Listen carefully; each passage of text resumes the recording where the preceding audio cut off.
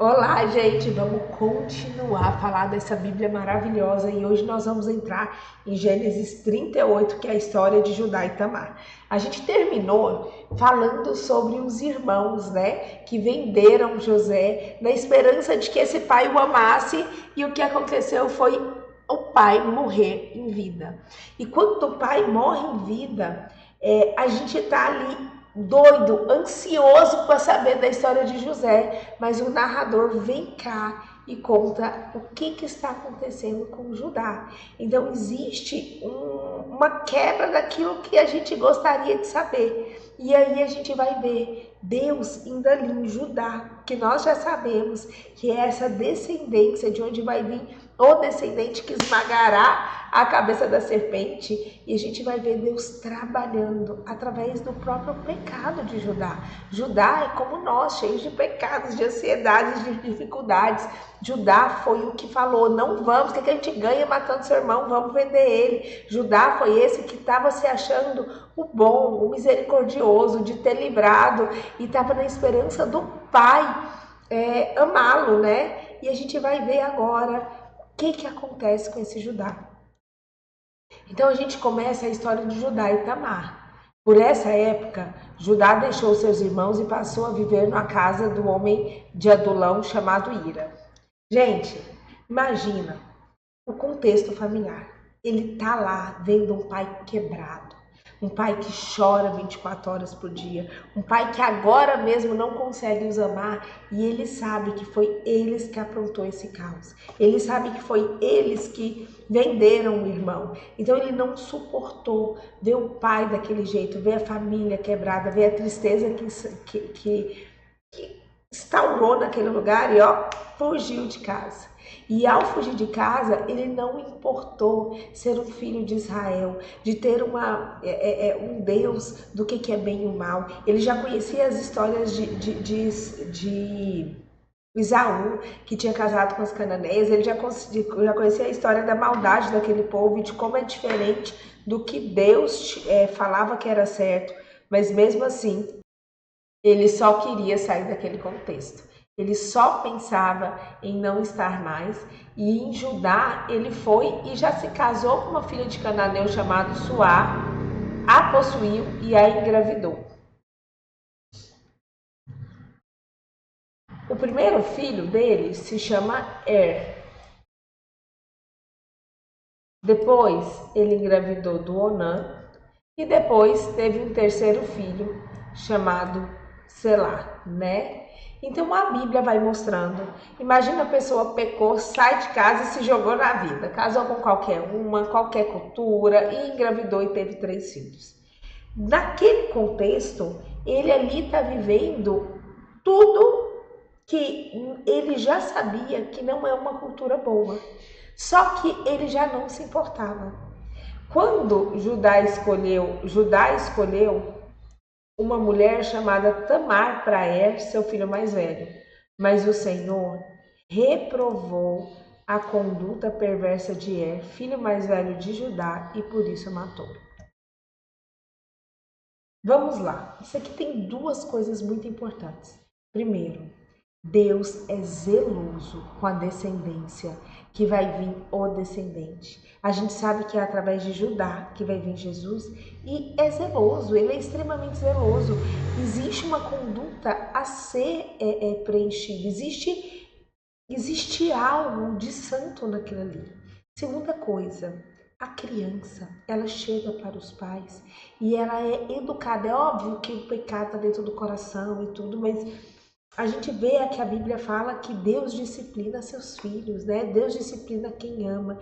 Existem limites que devem ser colocados, existem formas de pensamento. A gente deve inculcar o amor de Deus na cabeça dos nossos filhos. Ao Judá casar com uma cananeia, são os valores cananeios que são colocados nessa descendência. O que a gente teve ali é a criação de homens perversos que só pensavam neles mesmos, que o tempo todo estava preocupado só com ele.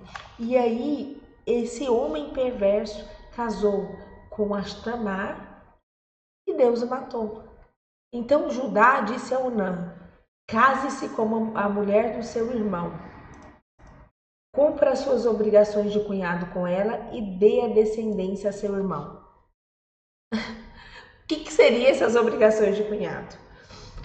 Existe uma lei de levirato que é assim, ó. Antigamente, a falta de genealogia, a falta de descendência, ela acabava com aquela família. Então a mulher ficava viúva e sem filhos, não tinha linhagem para aquele nome. Então quando uma mulher ficava viúva cedo e não tinha descendente, o irmão casava e aquele filho que aquela mulher gerava, né, ele era da descendência do irmão. Então aquele filho era para a descendência do irmão e era isso que Judá queria que Onã fizesse, desse uma descendência para o irmão dele, que era o Er. Mas Onã já sabia que a descendência não seria sua, então egoísmo de novo, né? Mas Onã sabia que a descendência não seria sua. Então, assim, toda vez que possuía a mulher do seu irmão, derramava sêmen no chão para evitar que seu irmão tivesse descendência. Gente, fala que Er era perverso, aí depois vai contar de Onã. Onã é esse homem que casa com Tamar, que a usa. Não é nem que ele não namorava com ela, não. Ele namorava com ela, mas fazia coito interrompido porque ele não queria. Ele era tão egoísta que ele não queria dar nem descendência para Tamar. Ele não queria, não importava se ela ia ficar viúva sem filhos, ele não importava com o pai dele, ele não importava nada, ele só era egoísta, ele só queria que o irmão não tivesse descendentes. E ele usava Tamar e fazia coito interrompido.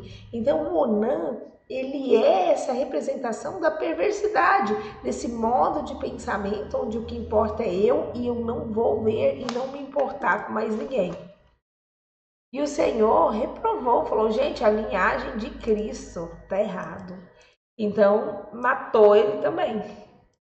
Então, Judá disse à sua nora Tamar, more como viúva na casa do seu pai, até que meu filho Selá cresça. Então, calma que você vai ter sua descendência, porque temia que ele viesse a morrer como seus irmãos. Assim, Tamar foi morar na casa do pai. Agora era a hora dela casar com o mais novo, para ter a descendência dela. Isso faz parte da lei. Mas Judá, ele não estava pronto a abrir mão, ele não estava pensando nela. Então o que ele fez? Mandou para a casa dos pais, os pais que sustentam. Quando o filho dele mais novo crescesse, ele ia casar. Mas ele, hora nenhuma, estava pensando em casar. Então Judá era essa pessoa que nem percebia o quão quebrada estava. Assim Tamar foi morar na casa do pai. Tempos depois, morreu a mulher de Judá, filha de Suá. Passado o luto, Judá foi ver os tosqueadores de seu rebanho em Tina, amiga de Ira, o Adulamita. Quando foi dita a Tamar, seu sogro está a caminho em Tina para tosquear suas ovelhas.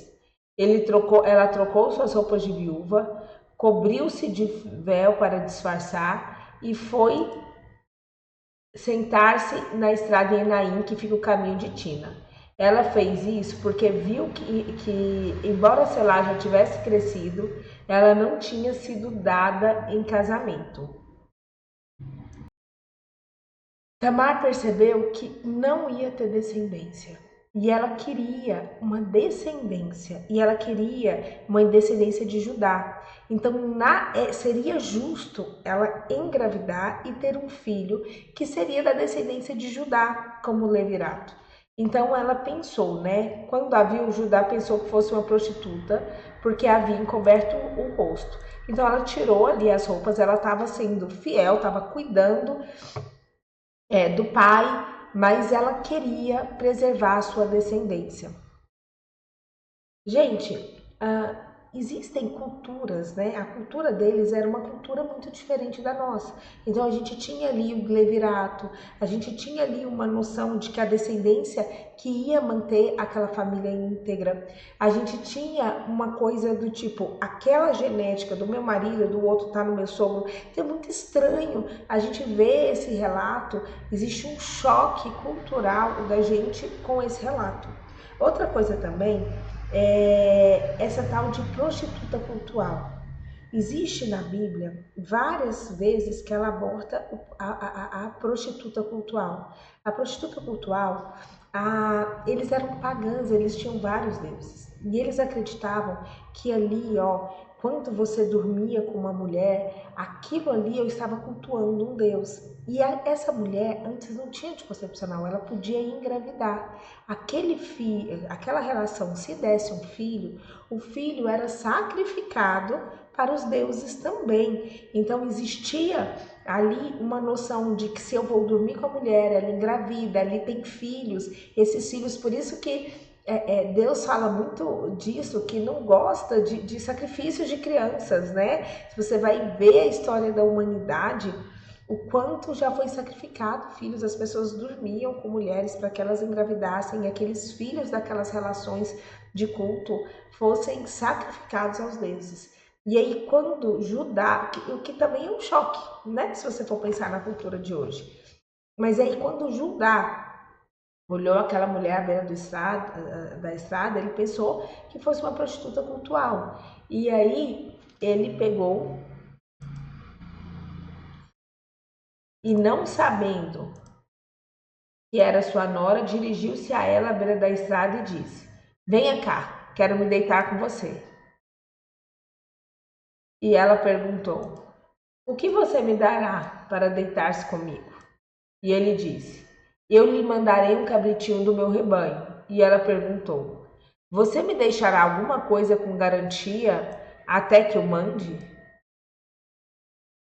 Disse Judá: que garantia devo dar-lhe?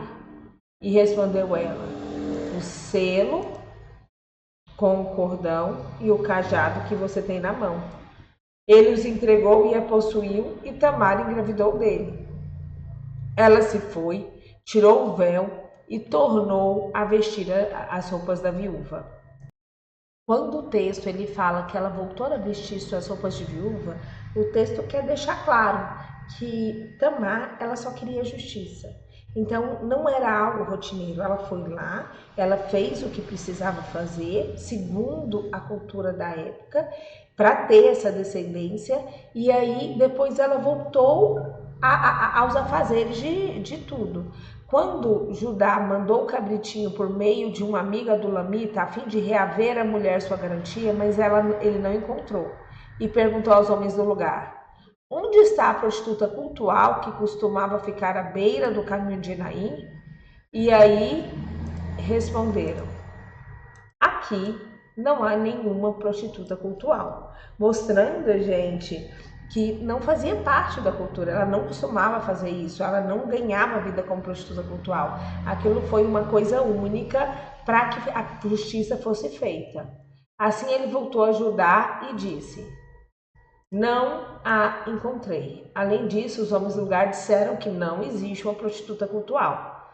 Disse Judá: fique ela com o que lhe dei. Não quero que nos tornemos objeto de zombaria. Afinal de contas, mandei a ela este cabritinho, mas você não o encontrou. Cerca de 3 meses mais tarde, disseram: sua nora Tamar prostituiu-se e na sua prostituição ficou grávida. Disse Judá: tragam-na para aqui fora e queimam-na viva. Então, imaginem o seguinte: ele foi lá, Judá, ele não conseguia enxergar os próprios pecados. Na verdade, o caminho para Deus é o arrependermos. Diz que bem-aventurados são os que choram, porque eles serão consolados. Nós somos incapazes de ver nossas dificuldades, de quebrantar nosso coração se não tiver o Espírito Santo. Judá é esse homem que se acha o máximo. Judá é esse homem que acha que ele livrou o irmão vendendo ele. Judá é esse homem que casou e tem os filhos e acha que pode decidir quem é que casa, quem não casa com a filha, do tipo, ele é esse que vai lá ver uma prostituta cultural e fala: não, eu quero dormir com você, depois eu dou. E esse é esse que acha que ele está certo e que está o mundo errado. Tanto que quando não tem compaixão nem um pouco.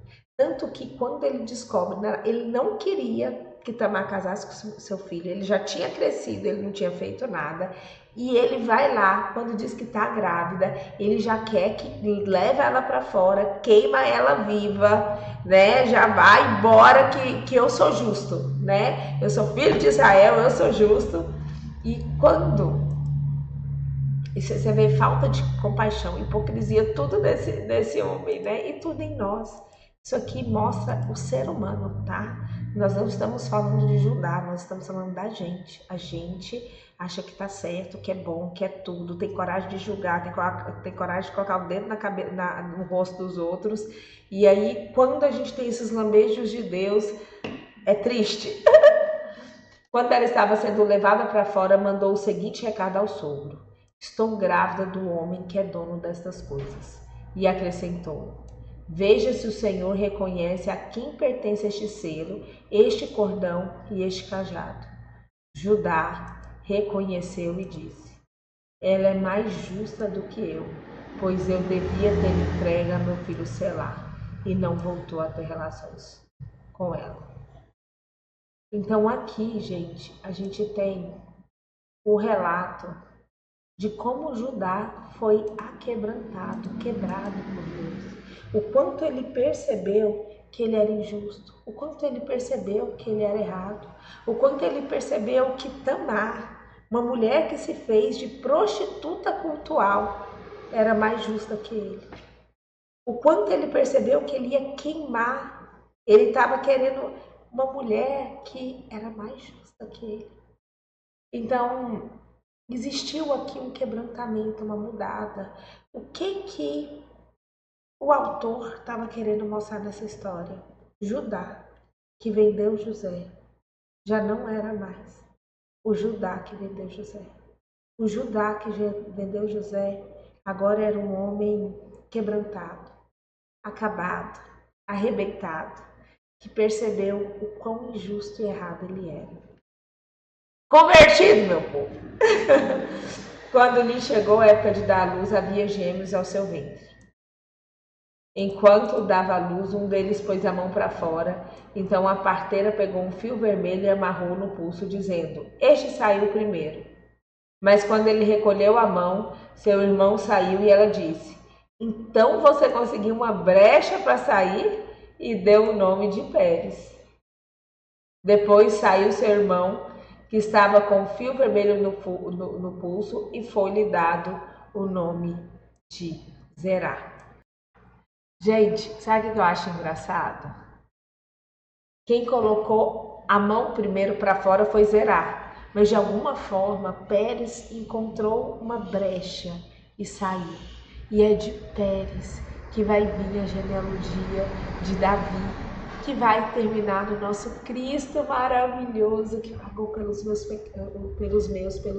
pecados, que é a restauração de todas as coisas e a redenção de todas as coisas. Então aqui a gente vê um dos filhos de Israel, o filho de Israel que vai gerar a linhagem de Davi, que vai gerar a linhagem de Cristo, o descendente que esmaga a cabeça da serpente, vendo que é mais injusto que uma prostituta cultural. Ai, meu Deus, só existe um justo que é Cristo. E a gente vê ele se arrebentando, se quebrantando, percebendo, abrindo os olhos para ver o quão errado ele estava. E isso vai culminar no final dessa história, onde a gente vai ter José e Judá, né, numa nova aliança. Nós vamos organizar aqui, nós vamos continuar lendo para ver essa história maravilhosa. Mas é isso, espero que vocês tenham gostado. Vamos orar. Senhor Deus, nosso Deus é maravilhoso. Oh Senhor, obrigada. Senhor, assim como Judá não aguentou o contexto familiar e percebeu a duras penas o quão injusto era, Senhor, abra nossos olhos. Existem tantos pecados ocultos que a gente ainda nem enxerga sobre a gente, tantas formas que a gente não parece com Cristo, Senhor. Senhor, nos quebrante, nos ajude a enxergar as nossas falhas, nos ajude a modificá-las, Senhor. Senhor, continue moldando o nosso coração, nosso corpo, nossa mente, como barro nas mãos do oleiro. Nos ensine a parecer mais contigo. Em nome de Jesus, amém e amém.